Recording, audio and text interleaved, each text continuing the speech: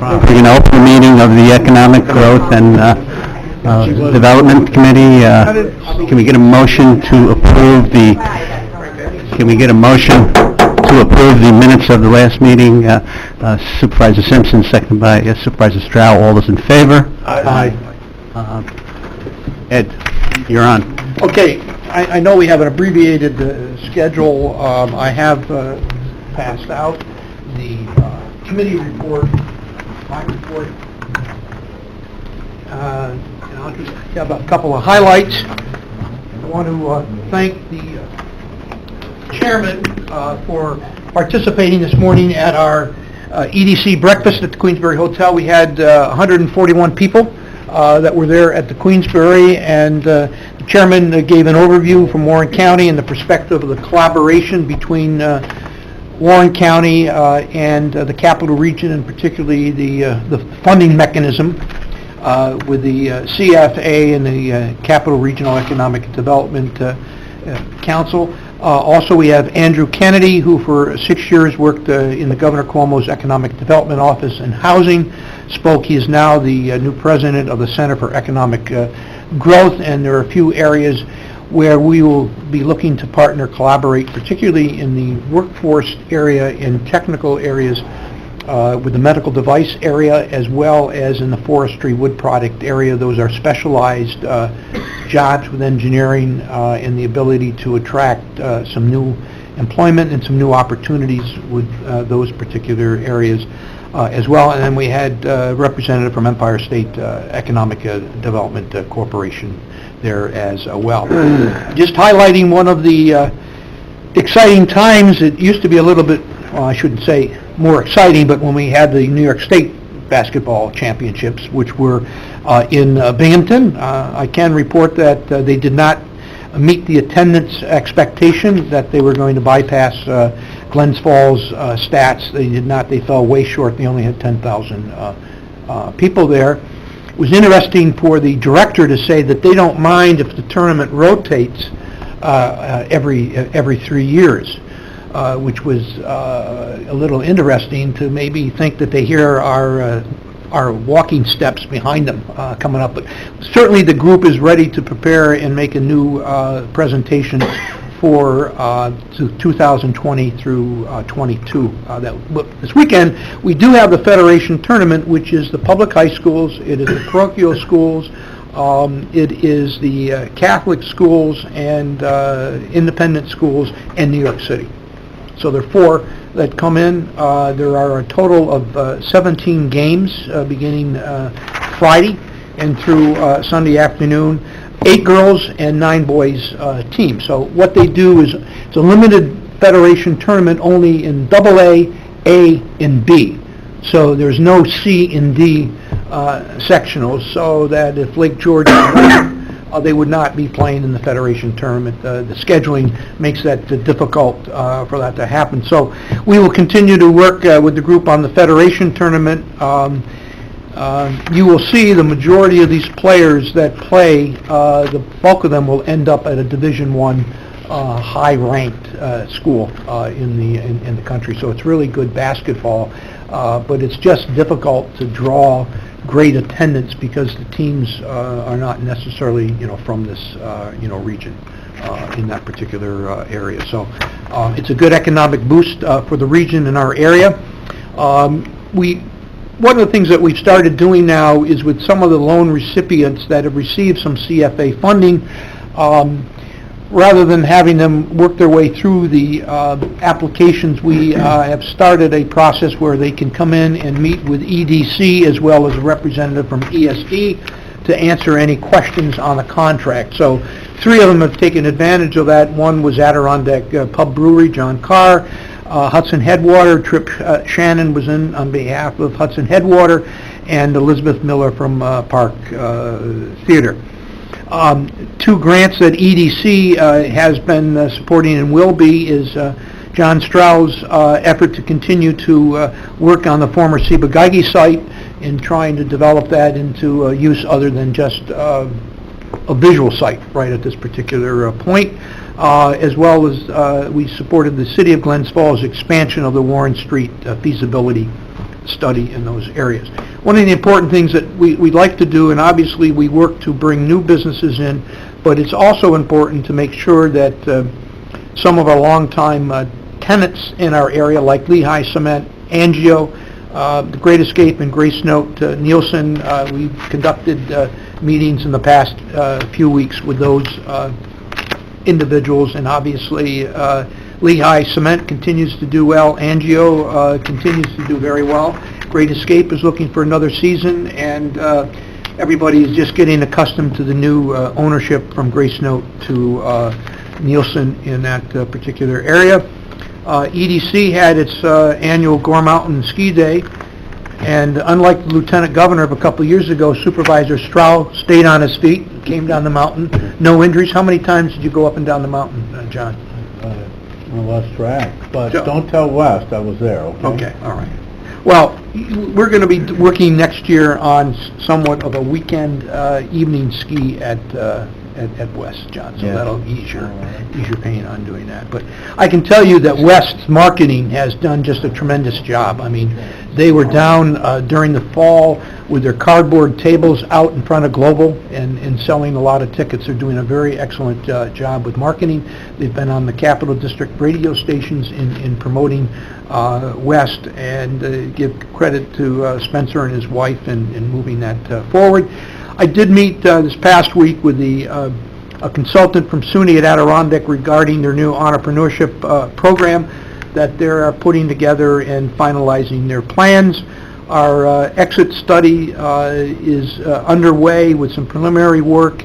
We'll be meeting with the town of Chester and their planning, and then Matt would like to stay up there and maybe come back in the next day or two to meet with the town board, planning board, or whoever else to get your kind of your priorities of what you'd like to see, you know, in your particular area off of the exits. As I mentioned before, the bulk of our inquiries that we're getting from Empire State and online are looking for property and development off the Interstate 87 within a few miles, and obviously depending on the type of road it is, that may be rather limited in some exits, or it may be expansive in some of the other areas. So that's important, so that we will gather all of the data on the property within, say, a mile to 2 miles off this, what kind of utilities they have in terms of water, sewer. Obviously it's going to be propane, but perhaps electrical as well, and if it's three-phase or not, the zoning, APA, what the priority and the desire of the town and the planning board are in that area, so that we have this data. And then the GIS maps that we're working cooperatively with Mr. Hilton from the town of Queensbury. Thank you, John. And also we'll be working with Sarah and Frankenfeld from the county to develop mapping. So each of the communities are going to have maps and some reports at the end of this process that Matt will have a copy, and the planning board in each other town up and down the Northway will have that. We are working on a number of potential loans within the county and the city. I've outlined some of the types of opportunities of a whiskey distillery, a couple of small businesses, a technology firm, a food hub, retail, and gas and retail combination. And then Northeast Fine Jewelry opened up their store, replacing MC Scoville, that was not vacant for a long period of time. I have identified some of our goals and objectives that you can spend a little bit of time reading, Matt, when you have a free time. Absolutely. When you're waiting for one of those cell phones. Sure. Read that. As well as some of our strategic alliances and strategies that we have developed and our outreach. But again, I want to thank very much as we go forward in another year, the Board of Supervisors of Warren County for your assistance, energy, and enthusiasm in supporting EDC. So I thank you very much for that. Thank you very much, Ed. I think I'd echo some of your comments in relation to Binghamton and the basketball tournament. I was happy to see that attendance was down as far as Binghamton was concerned, and so I think that only helps us maybe going forward. And I would say the overall condition of the Civic Center, and when we revisit this issue in a couple of years, I think will clearly go to our benefit. I think the scoreboard alone would get my attention. So Had nothing to do with the detour signs that Mayor Damon put up just outside Binghamton. That's right. Directed them to Fredonia instead That's of right. Binghamton. But- That's right. Is there anything else as far as any other issue for the committee? No, this was kind of a roundup. This is the time of the year that local development corporations, IDAs, has to receive your audits, file everything, our annual reports and so forth, online. So EDC, this is the final audit that we will be complying with under the LDC Board of Governance coming up here shortly. We had 5 other audits that we had to go through and so forth. So we are winding this down, and we'll get back to our regular, business next week. Right, Jen? Hopefully, we will do that. So- Supervisor Dickinson. Add to one of your comments here, if the state had put some of the Adirondack property properly classified so that we could do some forestry practices and actually log it, it would be a tremendous boon to the Adirondacks. There's thousands and thousands of acres there. It's a given. It needs to be harvested. It needs to be managed. They just buy this land and walk away.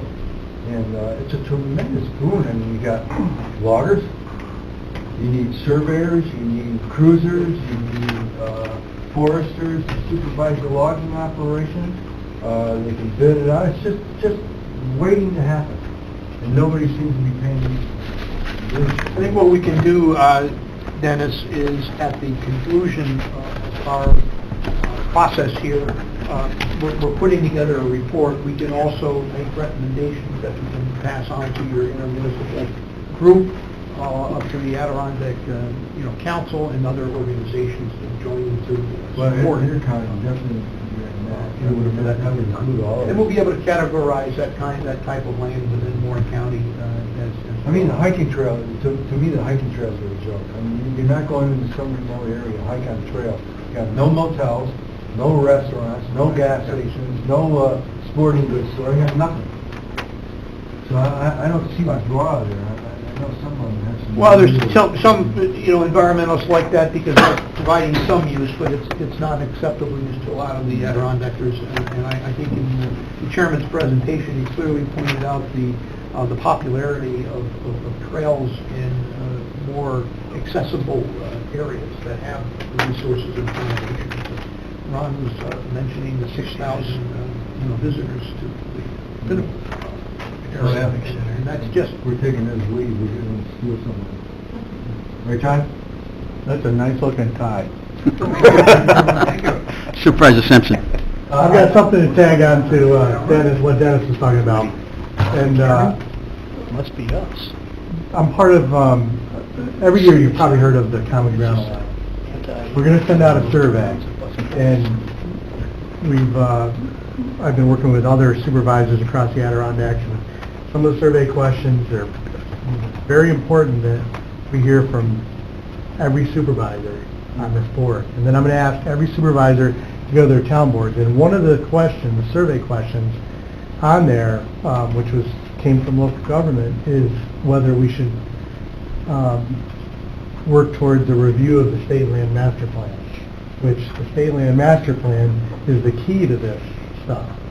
I think it's really important that we have our voices heard. This is one opportunity. So Include me on your list. I'm gonna. It'll probably. Have you been talking to Dan Baruch, the North George, about available properties? Not yet. We're starting in the north, we're kind of starting in the north country, and starting down at actually 18 and 19. Working your way down to the good property? Yes. Yeah. We're good. 18 and 19 are good developed. They just will need some updates in that area, and then we wanted to work at 25, 26, and come south. Yeah, we have some readily available property on 21. Yes. Right. One of them's right on the north, the other one is to Warren Hill. Yes. 400 acres.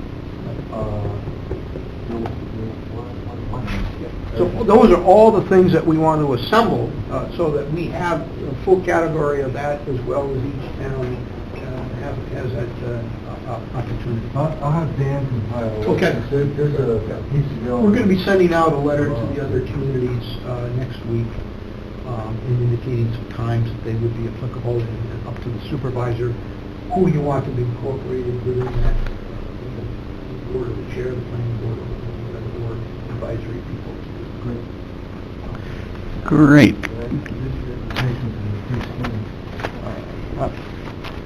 And Matt sounded like echoes of Fred Monroe here just about 10 minutes ago, in terms of driving those home, projects home, and I agree. Well, there's, all you've got to do, I ask everybody to maybe pick 1 month and watch an APA agency meeting.